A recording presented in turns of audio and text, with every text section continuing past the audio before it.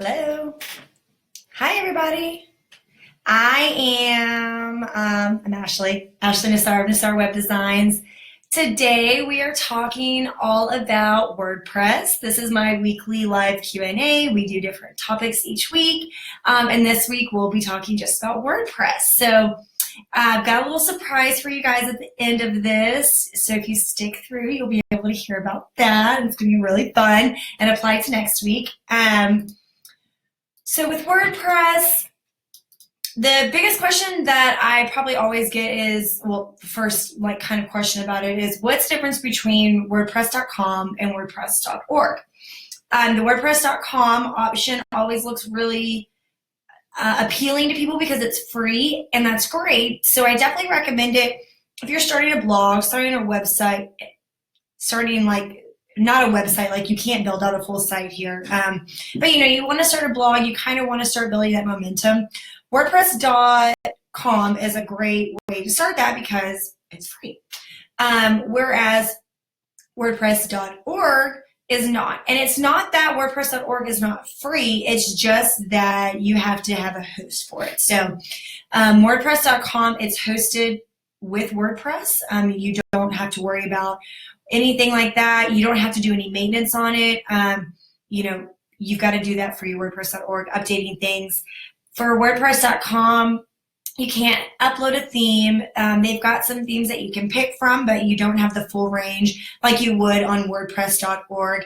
And you also can't use plugins. So that's where it really hinders you. And when I say, you can start a business with it, you can start a business with it, but a lot of those essential key things that you would need for your business, an email list, sales page, things like that, you really can't do with WordPress.com.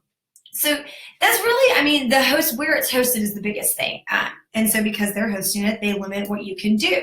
Now, when you talk about what kind of hosts there are for WordPress, there's a lot of options there. And there are a lot of cheap options, but I very much caution you on that because that is definitely you are getting what you pay for there. A lot of these, and I won't name specific ones, but a lot of these more well-known hosts that have been around for a while that offer you a pretty cheap option normally are sacrificing somewhere else. And in my experience, that's been with the support, the security that the sites have had. And it's just, if you need to start, I recommend, if you have to do it that way, just do a year of it. Don't lock yourself into the 3 years, just to get a little bit cheaper of a price on a host. SiteGround is a pretty good, cheap option. And cheap, I don't mean that it's a financially responsible option. And they're pretty good. They've got different levels in there, different ways that you can upgrade. Their more upgraded plans are the ones that you're going to need. The difference now with going with someone like WP Engine, that's a little bit more expensive, but you're getting everything with that. So your SSL is built in. You have great security on it. You've got all the top, basically, premium package that you'd be paying for at SiteGround, you're getting for an all-inclusive at the lower price for WP Engine. And in my experience, their support is amazing. You hop on with somebody, you know who you're talking to, you can see their face. It is a very you're talking to a human, they're making jokes with you. It's not just you're talking to an automated response or, there's a communicational miscommunication with who you're speaking to. So, it's definitely worth upgrading and getting the better support, it's a better peace of mind, when you're thinking about, am I going to get hacked? That's when that's kind of the negative about WordPress when people talk about it. It's oh, it's a security thing, there's all these security problems. I'm no, there's not. There's not. As long as you're updating your crap like you're supposed to, and as long as you're not on some half-ass host, you're okay. So, that's kind of for you to where you have to decide, oops, sorry, Instagram got paused. That's kind of for you where you have to decide, where are you willing to, settle on that? Maybe you want to spend a bit, and I definitely recommend that you do that. So, So I'm not going to talk a lot about WordPress.com. I'm just going to kind of start talking strictly about WordPress.org because it doesn't, I don't do anything with .com. You can't do any development. In order to do custom CSS, you have to pay like $30 upgrade to have that. That's not the case. When we're talking about WordPress.org, the reason that I love it so much is I am a developer. That's my background. I'm a computer science major. So I know, and I've been programming like that way before WordPress existed. So it makes sense to me. It's very easy for me to go in, I can completely build custom from the ground up. That might not be what a client wants to pay for, but we can easily get a great theme, build you a completely custom design, and do all that for so much easier and minimal price than you would, back in the day when you were just like hard coding a site, like, oh, the terrors of that. So I think it's really great for that aspect. If you want to start playing more with development, if you want to start learning how to code a little bit more, you can easily start with a theme, have a demo, their demo content put in, and start playing around and change things. And, you can mess stuff up. It's pretty easy to go back. If you're on a great host, they can just throw your database back a day, that you're getting backups with that.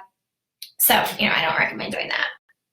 If you don't know what you're doing and you're on a crappy host and you don't have any kind of backup or anything, and always use a child theme if you're doing that. So when you get a theme, you've got like the parent theme and they've got a child theme. So you can do whatever you want to that child theme. You can do any kind of coding updates, and when the parent theme is updated, it's not going to ride over any of that. I've heard like horror stories of people who buy a theme that only has a parent theme and no child theme with it, and they don't create a child theme from there. And they did all these, crazy custom updates or customizations to it, and the theme was updated and they lost it all. And that really sucks. So don't go down that road.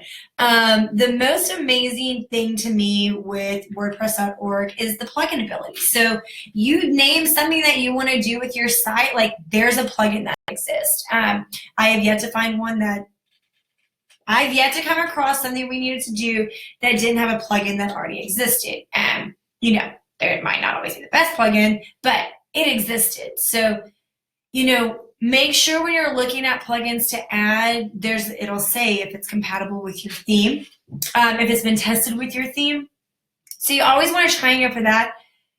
I've been able to use plugins before where it wasn't tested with my theme and it worked fine, but who knows if that's always going to be that way, and who knows if it's going to work every time with every plugin that's not been tested. So, go for those and then look at the ratings. See how many people have downloaded. It'll tell you 10,000 downloads, 5 stars out of that, how many reviews. You can kind of gauge what is a popular one and what people are very happy with. So if it's got high downloads and it's got good ratings, then 9 times out of 10, it's going to be a pretty good plugin.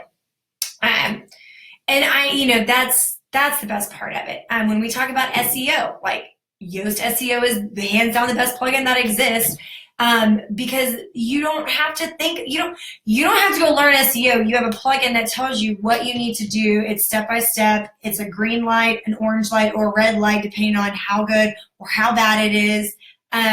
It just kind of takes away that whole guessing, have I done everything? Is everything written the way that it's supposed to? Is Google going to be happy with this? That plugin just tells you. When you're pushing your content from your website to Facebook, you can use Yoast SEO to determine what the picture is that shows. So even if that's not your feature image on your page or your blog post or whatever, you can designate another image to show up. You can go in and set all the metadata in there. Everything that Google wants, that plugin is going to help you do it. So, you've got these other platforms where, yes, they've got SEO capability, and, it's not that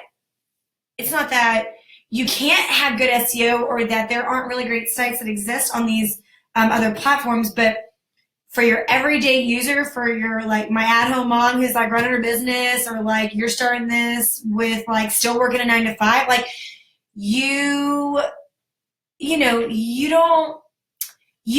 that the stuff you're putting out there is getting the best SEO, and you want to know that like you're doing it right. So like that does it all there for you. So that's a really great one. When we talk about security and like keeping everything like running great, WP Optimize and W3 Total Cache. So those are going to do a lot of, as it sounds, caching. This gets like on a little like nerdier level when we talk about how your site, I talked about this a little bit last week with your SEO, but the site architecture on it, do you have multiple CSS pages? These plugins kind of go in and combine all that. It cleans everything up. You know, when you're running, you've got an install for every different plugin you use. You've got an install for the themes that you use. Each of those installs has, you know, however many CSS pages or, you know, style sheets, you know, however many HTML things. So now you've got kind of this like huge convoluted thing on your system and on your server. These plugins go in and like combine and clean all that up without messing anything up on your system and keeping it like great and going. So that's really good for pictures, especially if you are a photographer or if you have a very like, honestly, just period, it's a really great plugin to have. But WP Smush Images, so it goes in and condenses all your images. It resizes them all, and it'll literally tell you like how many gig, megabytes, whatever it's saving you in system. Like it'll tell you that if you do a premium option, like it saves you like double the amount. Like it's always conveniently double the amount of what it's saving you right now. Like I've never upgraded to the premium version. I don't let that like double number be like, oh my God, let me go pay to get this. So, you know, as long as if you're not having site, you know, speed issues on your site, and there's some other ways to check that. Pingdom.com is one way to do that. I mean, I can list some others in the notes, but you know, if you're not running into things like that, then you know, whatever. So, okay, so that's kind of it on the WordPress. We've been here for a little bit. So now I'm going to talk about my surprise that's coming. I'm super excited. So next week, I will not be going live, but I will be doing a free webinar. So it's going to be No Stress WordPress. I will be going in depth into WordPress. WordPress is so, like, everyone gets so overwhelmed on it. Oh, Andrew, yay, I'm glad that you liked Yoast. It's literally amazing. Like, it's going to change your life.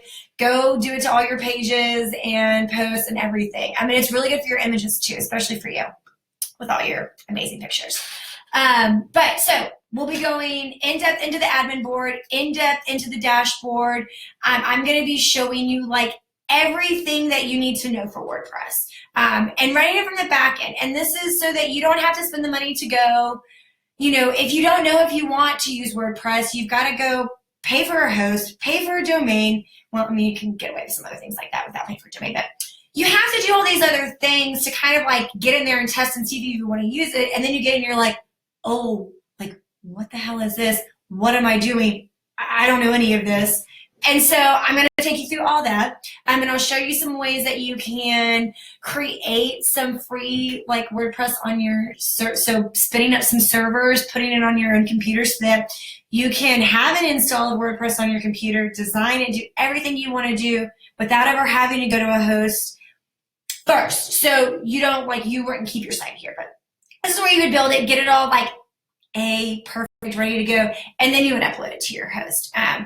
Like, you name it, if there's something you wanted to know about WordPress or want to see how about it, we're going to be going through it on this webinar next week. So next Tuesday, I'll be doing it at 1 p.m. Eastern instead of our 2 p.m. time, but it will be, and it's going to be a live webinar. So it's not going to be on Facebook. It's actually going to be hosted out on my site, and I'll put the sign up link in the notes here so that you can go and sign up for it if you want, which you should. So next week won't be here because we'll be there going even more into WordPress. And if you have more questions about it, you know, please keep posting them. I'm happy to add more content to what we'll be talking about, but we've got like a solid hour of like some good stuff. So that is it. I will see you next week if you're joining the webinar. And if not, I will see you in 2 weeks when we're back on our regular live. Bye, guys.